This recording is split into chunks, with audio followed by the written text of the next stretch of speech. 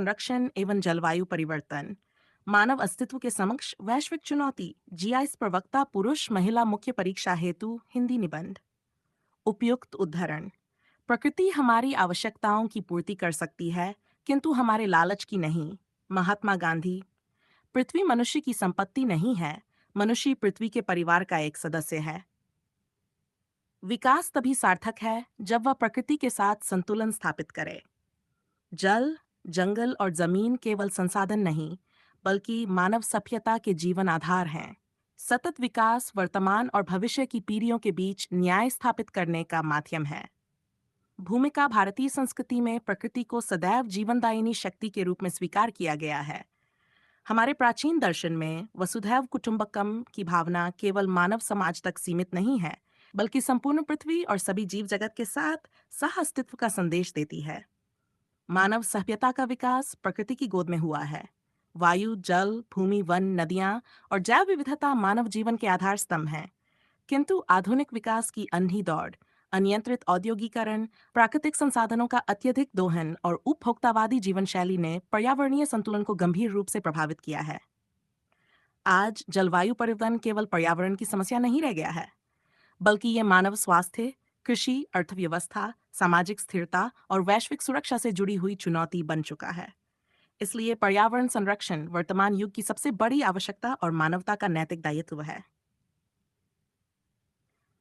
पर्यावरण। अर्थ एवं महत्व। पर्यावरण उन सभी जैविक और अजैविक तत्वों का समग्र रूप है जो पृथ्वी पर जीवन को प्रभावित करते हैं। इसमें वायु, जल, भूमि, वनस्पति, जीव जंतु, पर्वत, महासागर और संपूर्ण पारिस्थितिकी तंत्र शामिल हैं। पर्यावरण केवल मानव जीवन को बनाए रखने वाला माध्यम नहीं है, बल्कि यह पृथ्वी पर जीवन के संतुलन का आधार है।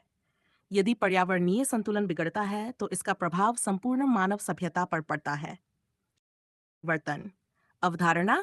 जलवायु परिवर्तन से आशय पृथ्वी के तापमान, वर्षा, वायु प्रवाह और मौसम के स्वरूप में होने वाले दीर्घकालिक परिवर्तन से है। औद्योगिक क्रांति के बाद मानव गतिविधियों के कारण कार्बन डाइऑक्साइड, मीथेन और अन्य ग्रीनहाउस गैसों की मात्रा में वृद्धि हुई है, जिसके परिणामस्वरूप पृथ्वी का तापमान बढ़ रहा है। जलवायु परिवर्तन आज प्रकृति की प्रतिक्रिया है, जो मानव द्वारा किए गए असंतुलित हस्तक्षेप का परिणाम है। पर्यावरण संकट के प्रमुख कारण। वन, अनियंत्रित औद्योगिकरण। औद्योगिक विकास ने मानव जीवन को सुविधाजनक बनाया है, लेकिन इसके साथ ही कारखानों से निकलने वाला धुआं और विषैली गैसें वायु प्रदूषण का कारण बनी हैं। 2, वनों की कटाई। वन पृथ्वी के प्राकृतिक फेफड़े हैं। वे कार्बन डाइऑक्साइड को अवशोषित करके जलवायु संतुलन बनाए रखते हैं। वनों के विनाश से तापमान वृद्धि और जैव विविधता का संकट बढ़ रहा है। 3, जीवाश्म ईंधनों का अत्यधिक उपयोग। कोयला, पेट्रोलियम और प्राकृतिक गैस के अत्यधिक उपयोग से ग्रीन हाउस गैसों का उत्सर्जन बढ़ता है, जिससे वैश्विक ताप वृद्धि होती है। 4, बढ़ता शहरीकरण। तेजी से फैलते शहर।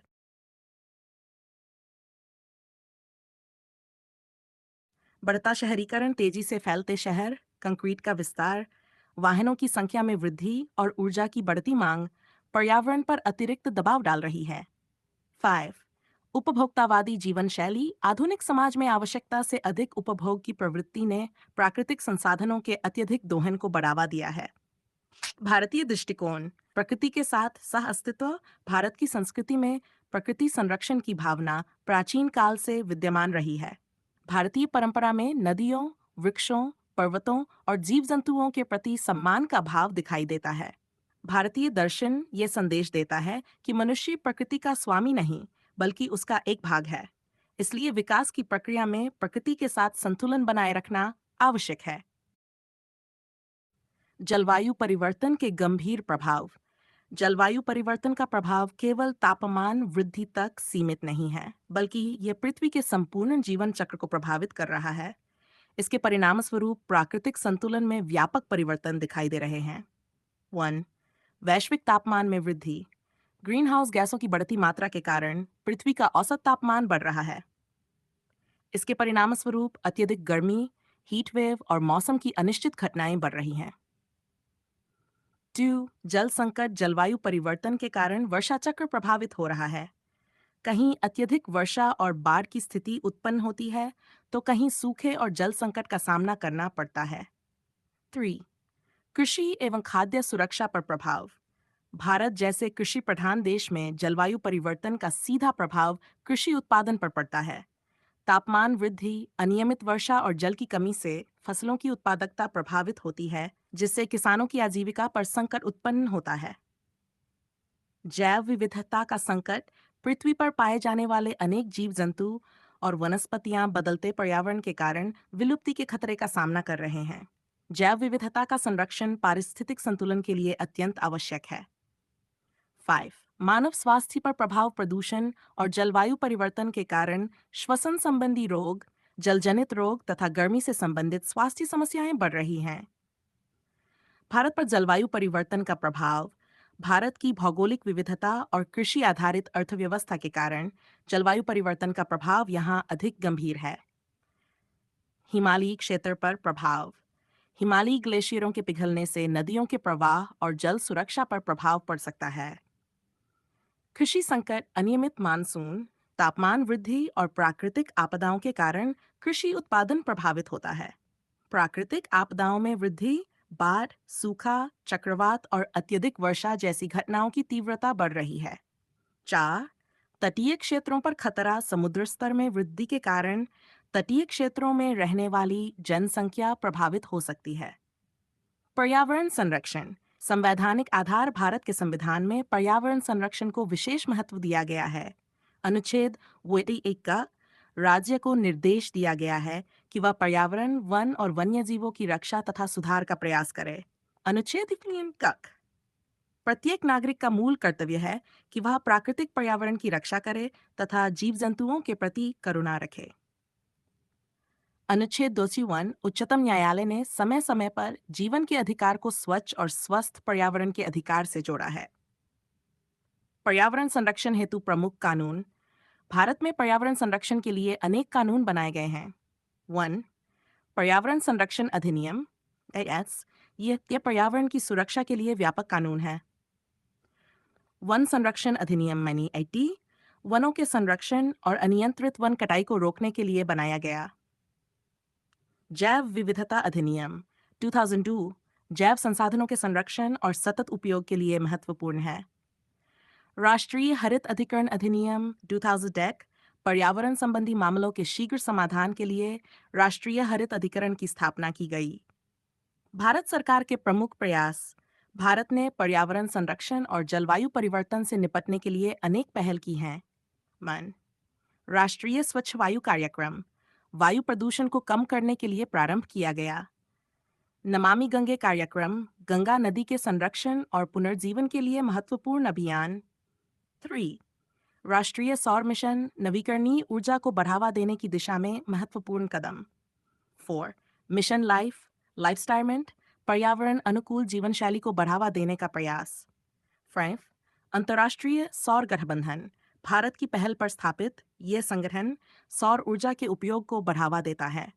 अंतर्राष्ट्रीय प्रयास।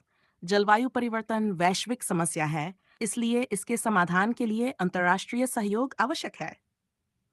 पेरिस समझौता। इसके माध्यम से वैश्विक तापमान वृद्धि को सीमित करने का प्रयास किया गया। संयुक्त राष्ट्र जलवायु परिवर्तन सम्मेलन विश्व के देश जलवायु संकट से निपटने के लिए सामूहिक प्रयास करते हैं। सतत विकास लक्ष्य डीजीज संयुक्त राष्ट्र द्वारा निर्धारित लक्ष्य पर्यावरण संरक्षण और सतत विकास को महत्व देते हैं। विश्लेषणात्मक दृष्टिकोण। आज सबसे बड़ी चुनौती यह नहीं है कि विकास किया जाए या पर्यावरण बचाया जाए, बल्कि चुनौती यह है कि विकास और पर्यावरण के बीच संतुलन कैसे स्थापित किया जाए। वास्तविक विकास वही है जिसमें आर्थिक प्रगति के साथ प्राकृतिक संसाधनों का संरक्षण और आने वाली पीढ़ियों के अधिकारों की रक्षा भी हो। पर्यावरण संरक्षण के प्रभावी उपाय। पर्यावरण संरक्षण केवल कानून बनाने से संभव नहीं है, बल्कि इसके लिए नीति, तकनीक, जनभागीदारी और नैतिक चेतना का समन्वय आवश्यक है। मानव को प्रकृति के साथ संघर्ष नहीं, बल्कि सहयोग का मार्ग अपनाना होगा। 1. सतत विकास की अवधारणा को अपनाना। वर्तमान समय की सबसे बड़ी आवश्यकता है कि विकास की ऐसी प्रक्रिया अपनाई जाए जिसमें आर्थिक प्रगति के साथ पर्यावरणीय संतुलन भी बना रहे। ब्रुंटलैंड आयोग के अनुसार सतत विकास वह विकास है जो वर्तमान पीढ़ी की आवश्यकताओं को पूरा करे, लेकिन भविष्य की पीढ़ियों की आवश्यकताओं से समझौता न करे। इसलिए विकास का आधार केवल आर्थिक वृद्धि नहीं, बल्कि सामाजिक न्याय और पर्यावरणीय संतुलन भी होना चाहिए। वन एवं जैव विविधता का संरक्षण। वन पृथ्वी के प्राकृतिक संतुलन को बनाए रखने में महत्वपूर्ण भूमिका निभाते हैं। इसलिए अधिक से अधिक वृक्षारोपण किया जाए, प्राकृतिक वनों की रक्षा की जाए, वन्य जीवों के संरक्षण को प्राथमिकता दी जाए, स्थानीय समुदायों को संरक्षण कार्यों से जोड़ा जाए। वनों का संरक्षण वास्तव में मानव सभ्यता के भविष्य का संरक्षण है। नवीकरणीय ऊर्जा को बढ़ावा देना। कोयला और पेट्रोलियम जैसे जीवाश्म ईंधनों पर निर्भरता कम करके सौर ऊर्जा, पवन ऊर्जा और अन्य स्वच्छ ऊर्जा स्रोतों को बढ़ावा देना आवश्यक है। भारत जैसे देश के लिए हरित ऊर्जा न केवल पर्यावरण संरक्षण का माध्यम है, बल्कि ऊर्जा आत्मनिर्भरता का भी आधार है। फॉर जल संरक्षण एवं प्रबंधन। जलवायु परिवर्तन के युग में जल सुरक्षा अत्यंत महत्वपूर्ण हो गई है। इसके लिए वर्षा जल संचयन, नदियों का संरक्षण, जल का उचित उपयोग, भूजल पुनर्भरण जैसे उपायों को अपनाना आवश्यक है। जल संरक्षण केवल पर्यावरण का विषय नहीं, बल्कि मानव अस्तित्व का प्रश्न है। पायर प्रदूषण नियंत्रण एवं स्वच्छ जीवन शैली। प्रदूषण को कम करने के लिए सार्वजनिक परिवहन को बढ़ावा देना, प्लास्टिक के अत्यधिक उपयोग को कम करना, कचरा प्रबंधन की प्रभावी व्यवस्था बनाना, पुनर्चक्रण को बढ़ावा देना आवश्यक है। पर्यावरण संरक्षण में शिक्षक की भूमिका। पर्यावरण संरक्षण के क्षेत्र में शिक्षक की भूमिका अत्यंत महत्वपूर्ण है। 1. पर्यावरणीय चेतना का विकास। शिक्षक विद्यार्थियों में प्रकृति के प्रति संवेदनशीलता और जिम्मेदारी की भावना विकसित कर सकता है। व्यवहारिक शिक्षा विद्यालयों में वृक्षारोपण, जल संरक्षण और स्वच्छता अभियान के माध्यम से विद्यार्थियों को व्यवहारिक अनुभव दिया जा सकता है। जिम्मेदार नागरिकों का निर्माण। आज का विद्यार्थी भविष्य का नागरिक है। यदि उसमें पर्यावरणीय चेतना विकसित होगी, तो समाज में सकारात्मक परिवर्तन आएगा। एक जागरूक शिक्षक हजारों जागरूक नागरिकों का निर्माण कर सकता है। भविष्य की दिशा 21वीं सदी में मानवता के सामने सबसे बड़ी चुनौती यह है कि वह विकास और पर्यावरण के बीच संतुलन स्थापित करे। हमें ऐसी विकास नीति अपनानी होगी जिसमें आर्थिक विकास हो, प्राकृतिक संसाधनों का संरक्षण हो, सामाजिक समानता बनी रहे और आने वाली पीढ़ियों के अधिकार सुरक्षित रहें। भारत की प्राचीन परंपरा और आधुनिक वैज्ञानिक दृष्टिकोण का समन्वय पर्यावरण संरक्षण का प्रभावी मार्ग बन सकता है। निष्कर्ष महात्मा गांधी का विचार था, प्रकृति के पास प्रत्येक व्यक्ति की आवश्यकता पूरी करने के लिए पर्याप्त संसाधन है, लेकिन किसी व्यक्ति के लालच के लिए नहीं। आज ये विचार पहले से कहीं अधिक प्रासंगिक है। पर्यावरण संकट वास्तव में मानव और प्रकृति के संबंधों में उत्पन्न असंतुलन का परिणाम है। हमें यह समझना होगा कि प्रकृति पर विजय प्राप्त करना मानव की सफलता नहीं है, बल्कि प्रकृति के साथ सामंजस्य स्थापित करना ही वास्तविक विकास है। पर्यावरण संरक्षण केवल सरकारों की जिम्मेदारी नहीं, बल्कि प्रत्येक नागरिक का कर्तव्य है। यदि वर्तमान पीढ़ी जागरूक होकर सतत विकास का मार्ग अपनाती है, तो आने वाली पीढ़ियों को सुरक्षित और स्वस्थ पृथ्वी प्रदान की जा सकती है। अतः पर्यावरण संरक्षण कोई विकल्प नहीं, बल्कि मानव अस्तित्व, सभ्यता की निरंतरता और पृथ्वी के भविष्य की अनिवार्य आवश्यकता है।